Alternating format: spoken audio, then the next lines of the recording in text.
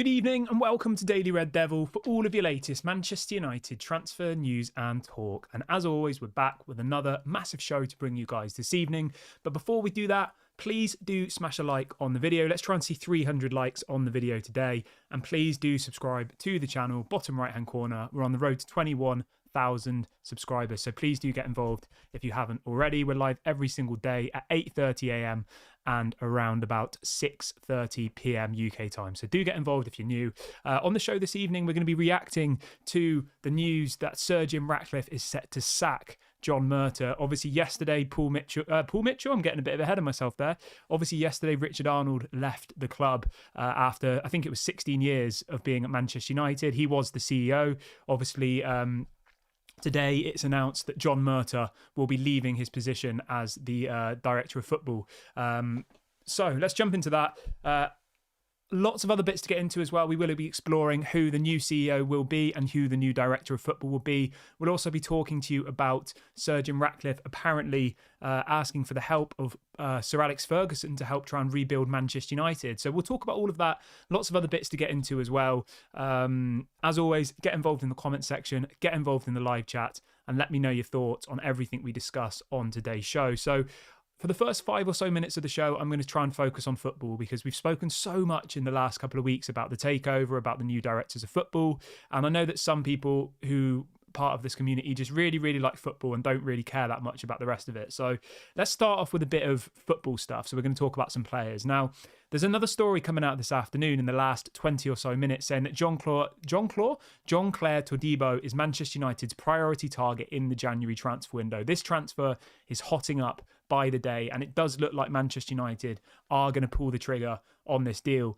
When it will happen, I would imagine that United will try and get this done right at the beginning of the January window. Obviously, Martinez is going to be out for around another 3 months.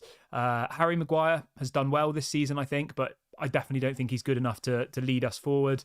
Varane, there's question marks over. Lindelof, I think, is okay as a backup. Johnny Evans, let's be honest, after this season should definitely leave the club. He's okay on loan just as a temporary option, but we definitely need more strength if we're going to try and go a little bit further in that second half of the season. Maybe we do an FA Cup run. Maybe we end up in the Europa League in the second half of the season and we try and win that. We need someone like Jean-Claude Todibo in that defence, absolutely bossing it. So really excited that it looks like he will be joining Manchester United. Obviously, nothing has been formalised yet. We are waiting for Manchester United to put an offer in. Apparently, Nice are asking for 35 million euros for the player, which I think is a fair price, to be honest. It's about 30 million pounds. Somewhere between 20 and 30 million, I think, would be fair for me, pounds. Obviously, 30 is at the high end of that, but I still think, 30 million for a player who's already in the French national team, 23 years of age, definitely got a very high ceiling. If things go well with him, I think he could easily be a 70, 80 million pound centre-back in a few years' time. So I think this is a good bit of business for Manchester United. Obviously, Jim Ratcliffe owns Nice, so we'd expect to be able to get him for this kind of slightly cheaper price. The only thing maybe holding that back is that he's got 4 years left on his contract. He's just signed a new deal with Nice. There's no release clause in his contract. I think there was originally, but that got removed. So somewhere around 30 million is going to be the price for him. Let me know in the comment section, guys. Are you excited about Jim? Are you excited about Jean-Claude Todibo? Someone's saying the volume is really low. Let me know. Everybody let me know if the volume's all right. I've turned it up a little bit there. The volume's louder. Let me know if that's better. I obviously don't want it to clip, so if there's a fine balance of it being quiet and it being loud. So let me know in the comment section, guys. Does the volume sound okay to you? But yeah, Jean-Claude Todibo, looks like this one will happen. Does this mean Raphael Varane's going to leave in January? I'm not sure. I honestly think it's 50-50 at the moment. I think that obviously Maguire will be here still, which I think's fine. I've got no issue with Maguire staying in January. I think Lindelof will be here still. Martinez will obviously still be injured. Johnny Evans will be here still. Harry Maguire, I would say he would be here, yeah. I think Varane is the only one that's 50-50 for me. If a big offer comes in from Saudi, I'm talking £40 million plus, I think we accept it 150%, no doubt about it. The same with Casemiro, if they offer 60 million for Casemiro, I think you accept it, don't you? So we'll have to wait and see what happens in the January transfer window. But let me know in the comment section, guys.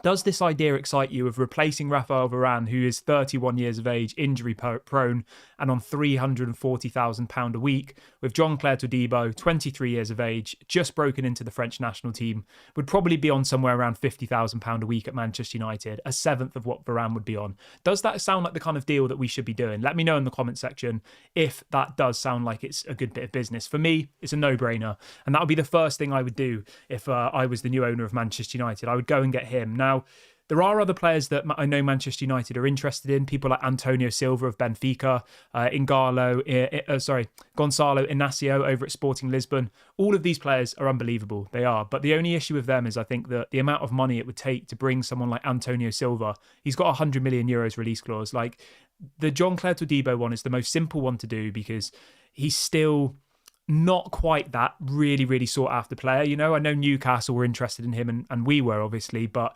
he's not on the same level as Antonio Silva. Antonio Silva's 19 years of age, already in the Portuguese squad, playing 60 games a season for Benfica. Like, he is going to be world class. Whereas I think with Jean-Claude Todibo, I think he's a very good player, but I think there's still question marks whether he'll make it to that world-class status. So it is a bit of a risk in that sense. He could always be another Victor Lindelof, another kind of steady player who doesn't really ever, cement his place in the first team squad. But we'll have to wait and see. I think he's better than Maguire. He's better than Johnny Evans. I think he's probably on par, if not a bit better than Lindelof, and probably better than Varane in the sense of maybe not on his day. Varane can play once a week well. But at the moment, we need someone who can play 2-3 games a week without getting injured. And I think that this Jean-Claude Todibo guy is that person. Paul says the volume is good. Everyone seems to say the volume is good. Irvin says, Kieran, off topic, but can you do better video quality than 720p? To be honest with you, mate, I've never thought about it. If anybody knows how I do that, let me know. I'm more than happy to give it a try. And everyone who's just joined in the last couple of minutes, please do smash a like on the video if you haven't already. It really helps to bring more people into the show. And do subscribe to the channel, bottom right hand corner. I've just dropped a link in the chat to do that. And just a little plug as well, if you do want to join the Daily Red Devil Members Club, for the rest of this month, it is only 99p to join. Obviously, we hit 20k subscribers a couple of weeks ago. So to mark 20k subscribers, I made the memberships only 99p for this month. So if you do want to get involved, either hit the dollar sign or follow the link in the chat. I've just dropped a link in there. I will come back to the chat in a minute. I'm just going to get through a little bit of news. Let's see what William's saying. William says, who would be the striker to come in though? Probably be alone, just take pressure off Rasmus. In relation to strikers, mate, I think it's looking a little bit not great at the moment, to be honest. I think it would be a cheap option. We were linked to somebody yesterday who I'd never heard of, to be honest. We've obviously been linked to Taremi from Porto. I think he'd be a solid option, to be honest, at £10 million. But yeah, we'll come to that in a minute. I'm gonna jump over to the big story, which is obviously about John Murtough. Now, I just want to say as well, right? I seen somebody in the chat earlier on saying, like, I like how Kieran's very respectful about these types of things with people getting sacked and all the rest of it, because it is, it is what some people would see as a sensitive topic. But the thing you have to remember is, right, John Murtough, Richard Arnold, they'll be paid handsomely to leave Manchester United, okay? It's not like Manchester United have left them starving on the streets with 5 kids to feed. These people will be on ridiculous amounts of money and will be paid a compensation package to leave. I'm sure both of them will go and get another job in some sort of... They'll probably go and work in banking or in some large business. I doubt it will be in sport, but I'm 99.9% sure that both John Murtough and Richard Arnold will go and get a job earning as much money, if not more money than what they were earning at United, because... in the sense of business, they're probably quite competent people, but running a football club, they haven't got the foggiest idea. And I think that John Murtough going is 100% the right decision, okay? People in this chat and people in the fan base try and blame Erik ten Hag for the bad recruitment in the summer. John Murtough is the director of football. His job is to direct the football. I mean, it's as black and white as that. He hasn't done his job. And all of the recruitment that I think has happened underneath him, Anthony, €100 million. That was a terrible deal. Mason Mount for 60 million. Terrible deal. What else? I mean, even Casemiro for 60, 70 million. He was good last season. He's a world-class player, but spending 60, 70 million on a 31-year-old, that's the kind of thing that Saudi Arabian clubs do. That's not what Manchester United should be doing. We should be getting, kind of like what Liverpool do. We should be getting 2 or 3 players in their early 20s for that amount of money, They got McAllister for 30 million? We've spent nearly 70 on Casemiro, who's 31. Like, those are the kind of deals we shouldn't be doing anymore. We should stop with these older players. And I think that the John Murtoughs, the Ed Woodwards, the Richard Arnolds, they had so many years of just bringing in these 30-year-old shirt sellers ultimately. You know, you think Falcao, Cavani, Alexis Sanchez, Di Maria, like the list goes on and on and on and on. You know, they're all world-class players. They are, don't get me wrong. Even Ronaldo coming back, that was a shirt-selling type signing. But we really need to focus on actual football now. We need to focus on the future. We need to focus on development. We need to focus on bringing in young, hungry players for reasonable amounts of money, and just completely transform this team, completely transform the mentality. It shouldn't be a retirement home for these so-called world-class players who come in, earn double what they were earning at other clubs. You know, Varane was on about 150 grand a week at Real Madrid. He's now paid 350. Casemiro was on about 150 grand a week at Real Madrid. He's paid 350 as well. You know, the list goes on and on and on and on, where we reward these, let's be honest, slightly past their best players with 5-6 year contracts on absolutely stupid wages, as well as giving the club that they were previously at 60 million for them, you know, and it shouldn't happen anymore. So obviously I try and be respectful. You know, someone has lost their job. Obviously that's sad in some ways, but they'll be fine. So don't get too upset about it. John Murtough, Richard Arnold, both of them will be fine. They'll get other jobs. They've been paid handsomely from Manchester United. And let's be honest, they've been rewarded for failure. They've both failed in their jobs. If they'd done well, they'd still be here. That's all you have to think about in this situation, right? If both of them had done their job properly, they would still be here. They would be part of this new project. But the fact that they're the first ones being thrown out of the door, it shows me that Jim Ratcliffe has an idea of what he's doing, okay? I'm not saying I'm going to be 100% convinced by him yet, but I think it is a step in the right direction. Let's see what everyone's saying in the chat this evening. Let's have a look. Richie says, if Todibo comes, then either Maguire or probably Varane will be sold. I agree with you there, mate. I think one of them would go because you can't have Varane, Martinez, Lindelof, Maguire, Johnny Evans. You know, you can't have 5 or 6 centre-backs for 2 positions. Like, that's not good. That's bad business. Daniel says John was rubbish. I have said it. Fair enough. I agree with you, mate. Comeback King says we need to act fast to get the signings quicker and take them off other teams like we did in the old days. Yes. Aaron says, do you think Jean-Claude Blanc is the right man for Manchester United? That's a great question. Let's do a poll, shall we, everyone?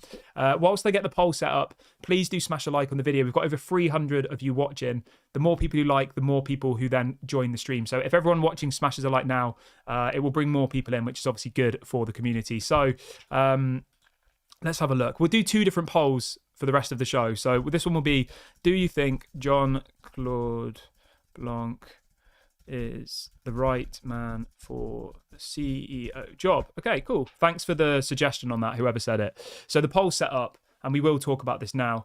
Obviously, he would be taking Richard Arnold's job, who was let go of, sacked, whatever you want to call it, yesterday. Let's give you a bit of background information on Jean-Claude Blanc, because some of you who've joined tonight might not actually know who he is. Some of you might be like, how am I supposed to make a decision when I don't even know who this guy is? So Jean-Claude Blanc, let's talk about him really, really quickly. He is the sporting CEO at Ineos. He joined a couple of months ago. His CV, if you like, he was the CEO at Juventus. He was the CEO at PSG for a bit. He was also heavily involved in the Tour de France. And he's also been working alongside Sir Dave Brailsford, who's obviously part of Ineos, on the cycling department of Ineos, which has obviously been very, very successful. That's Ineos's most successful sporting venture, if you like, their cycling branch. So he's had a very, very successful career so far. He's still relatively young as well. He's not, he's still got quite a lot to give, is what I'm trying to get out. He was the ex-chief at PSG, etc. He's done quite a bit in his time. Some people will say, oh, well, PSG have failed. Does that mean he's going to be bad? I don't think so. So he started off his career at Juventus as the CEO. Then he became the president of Juventus. This was in 2010, so before the recent scandal over, money and issues they've had. And then he was the chairman of the board. He left in 2011, and then for the last 11 years, he was the CEO at PSG. Now, I know a lot of people say, "Oh, PSG's a failed project." I actually disagree, because PSG's goal was to make them one of the biggest clubs in the world. And they've done that. They bring in these world-class players. They bring in Neymars. They bring in Kylian Mbappe's. They bring in all of these types of people, Messi's, right? And what that does is it creates a brand. Now, I know some of you who are watching this show don't care about this type of thing. They only care about football. I get it. They haven't won the Champions League. So from a footballing perspective, yes, maybe that is a bit of a failure. But there's all sorts of different factors that you have to consider when you're talking about a footballing failure. Was there the right manager? Was the philosophy right? Blah, blah, blah. There's all these different types of things, okay? But from an actual brand perspective, PSG, let's be honest, are one of the biggest clubs in the world now. They are. Even if you look at their social media following, again, I know some of you in the chat who maybe are slightly, older fans or whatever are not really interested in this type of thing, but PSG have got a bigger following now on the internet by way of followers and all the rest of it on Instagram, Twitter, than Manchester United. Just let that sink in for a minute. 10 years ago, nobody cared about PSG. Within 10 years, they've become one of the biggest brands in world football, and they're making millions or hundreds of millions of pounds, which then they reinvest into their team. And he's been one of the key parts of that rebuild, So I think he's the right man for the job for me personally. Let's see what people are saying in the chat. Let's have a look. Lumen says, Kieran, will he get the support of British people at United? I don't know, mate, to be honest. I don't know. I mean, the media are going to be 100% against him probably, because they'll probably want the guy from Everton. What's he called? What's the guy from Everton called? Let me have a look. I've never really heard of him, to be honest. Is it Everton? Sorry, Crystal Palace. They'll probably all want that guy because they obviously do have British bias. His name is Dougie Freedman. That's who the British media will want. They'll want the guy from Crystal Palace, who discovered a couple of players. They'll want him to come in. I don't think it should be him. Let's see what else people are saying in the chat this evening. David says PSG are an exciting team now in all competitions. I agree. I do. What else have we got? Amy says PSG own a store on Fifth Avenue in New York City. Black Hole says, I think Tapsoba might be a better option than Todibo. The only issue with him could be the fact he would be playing in the Africa Cup of Nations. Yes, that would be an issue. William says, Richard Arnold. No, I'm not going to read that out. I like it, but I'm not going to read it out. Let's have a look. Let's see. Richie says, Jean-Claude Blanc is a genius. His track record is second to none. I agree with you, mate, 100%. I'm really, really excited about Jean-Claude Blanc and Paul Mitchell. I really am. I think it'll be great. So I think that there is some positive times coming. Yes, I know it's some people, me included, are concerned about what the future might look like with the Glazers and Jim Ratcliffe and Ineos. But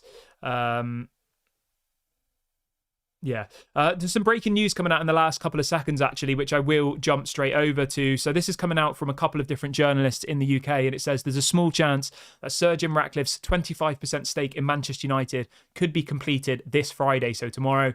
If not, the confirmation will be early next week. The announcement will be followed by a gap of at least a month as the Premier League complete their due diligence and to ensure all parties comply with public company regulations. So he should be in play by the time the January transfer window opens. Obviously, he can still work behind the scenes, but he won't actually be officially able to work, if that makes sense. As well, if anybody does care about international football, which I'm sure you don't, Scott McTominay has just scored again for Scotland. He's the leading goal scorer in the Euros qualifiers. It's crazy, isn't it? Like, maybe this means we'll get a bit of money for him if somebody comes in from January, We know Newcastle want a player. We know West Ham want a midfielder. Hopefully someone comes in with a big bid for Scott McTominay. I think he's our leading goal scorer at Manchester United. He's the leading goal scorer in the Euros qualifiers. He's had a good start to the season. I still don't think he's good in a CDM position. I think further up the pitch he's quite effective, but I don't think Erik ten Hag's going to play him as a... Although he did do that, didn't he? What was the game where McTominay was effectively a second striker and we played like a 4-2-4 formation? I don't know. There are options out there and we'll have to wait and see what happens. So we've obviously spoke about John Murtough. He is officially leaving Manchester United. Looks like it will be replaced by Paul Mitchell. Let's do a poll for Paul Mitchell, shall we? I'm going to end the poll on Jean-Claude Blanc. 91% of you think Jean-Claude Blanc is the right man for the CEO job. So that's a really, really high percentage there. And let's do a poll for the director of football. Is Paul Mitchell the right man for the director of football job? Great. Okay, the poll is set up. Get involved in that poll. Let's see what everybody is saying on that one. Carl says, I don't think McTominay's for sale anymore. I think he's for sale if the right price comes in. Franco says McTominay turns into prime Cristiano when he's on international duty. Yeah, he does, doesn't he? Somebody says the Manchester United nightmare will begin when Sir Jim Ratcliffe comes in. Wow. Irvin says we have to find someone better than Blanc. He is leaking football experience. I want Ragnick back. Yeah. I don't know, mate, to be honest. Ragnick's the manager of, I think, who does he manage the Austrian national team? I mean, I guess he could probably do it as well. Ralf Ragnick won't come back, mate. He exposed the Glazers. He did. They're never going to bring him back. I agree with you. He'd be a good person to bring in, but there's not a hope in hell that he'll come back. I would be shocked if they do. Let's have a look. Dean says, why is everyone falling for the spin? Mate, I'm not falling for the spin. My eyes are completely open. They are. I know exactly what's going on here. But we've got to try and react to it in a realistic way. There's no point me sat here screaming at the camera saying, I want Sheikh Jassim, I want the Glazers gone, because they haven't even announced that Jim Ratcliffe's going to happen yet. It's going to happen, but they haven't announced it yet. We've got to give Jim Ratcliffe a bit of a chance. We do. We've got to give him a year or two to see what he's about. We've got to wait until he at least does this interview and tells us what his plan is. Yeah. Aaron says Lindelof has been rated 1.7 out of 10 in his match. Was that in the international duty? Let's have a look, shall we?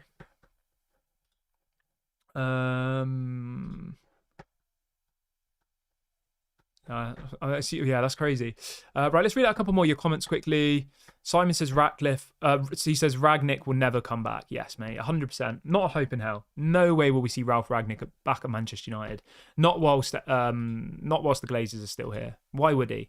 He pretty much exposed them in front of the media, and they don't like that. They don't like it when people say that they've done a bad job. They think they've done a good job. They think that they don't understand football. They think finishing top 4 is a success. They probably think you win a trophy for finishing the top 4. They're just deluded, aren't they? Let's have a look what else we had planned.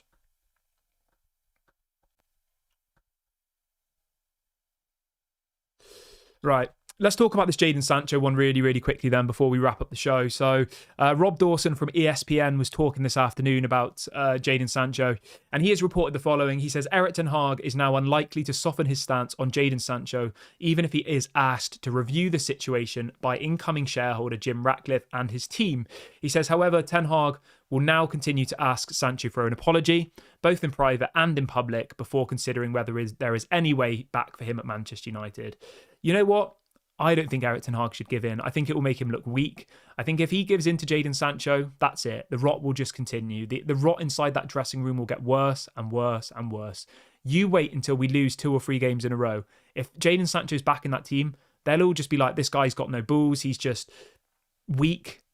And he has to just maintain this strict stance on the players. Otherwise, I just think they're going to throw him under the bus otherwise. As soon as he lets the pressure off them, he'll throw them on. The players will throw him under the bus. They will. They do it to every single manager. Poole or Edwards? Poole or Edwards? Edwards. Who's Edwards? I'm not sure who you're talking about. Oh, Michael Edwards. Okay. Yeah. All right. We'll do a poll on that one quickly. Let's do that quickly. Thanks for the suggestion there. We've got a couple minutes left, so I will do one more final poll. Next, Manchester United director of football. If everyone can smash a like on the video quickly whilst I set up this poll, this poll, that would be great. Okay, so the question is, who would you prefer? Paul Mitchell, obviously discovered players like Nkunku, Son, Mane, Son, Nkunku, Tadic, Alderweireld.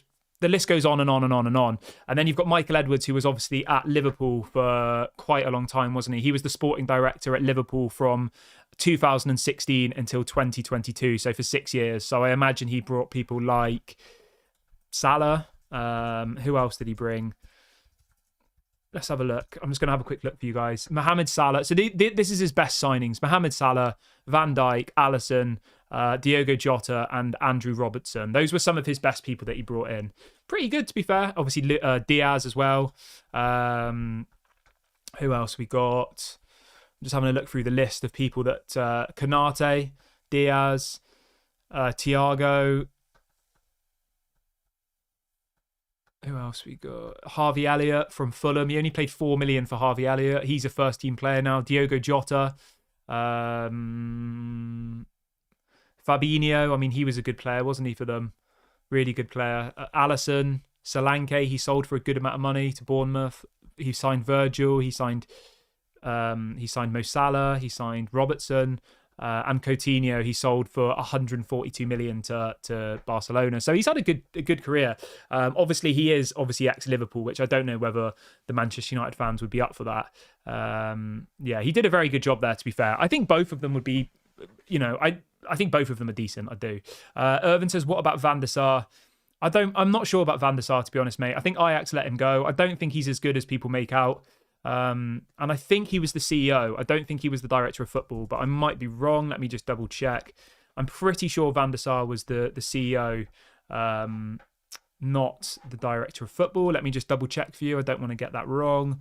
Yeah, he was the CEO. So he'd be going for the same job as Jean-Claude Blanc, not the director of football job. He was the CEO at Ajax for about 7 years. I mean, I'd be open to that. I'd be open to seeing him as the CEO, but I would say that it's almost 99% sure that Jean-Claude Blanc will be the next CEO of Manchester United. He already works for Ineos. He's already on their books, and I think that he is probably the right man for the job. But yeah, Van der Sar could be another option.